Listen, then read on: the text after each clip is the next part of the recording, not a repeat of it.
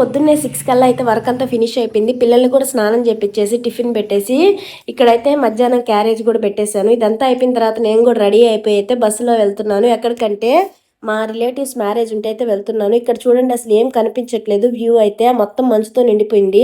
ఇక్కడ కొంతమందికి కూడా ప్లేసులు సరిపోలేదు, నించున్నారు. ఈవెన్ నాకు కూడా సరిపోయి ఉండేది కాదు. పెదమ్మ అయితే కొంచెం ప్లేస్ ఇస్తే అడ్జస్ట్ అయి కూర్చున్నాము.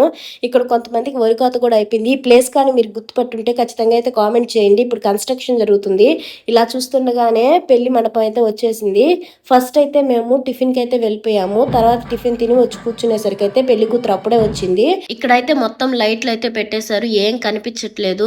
మామూలుగా ఇలా టీవీలో అయితే పెట్టారు కాసేపు. మళ్ళీ ప్రీ వెడ్డింగ్ షూట్ జరుగుతుంటే అయితే చూస్తూ కూర్చున్నాము. ప్రీ వెడ్డింగ్ షూట్ అయితే బాగానే తీశారు.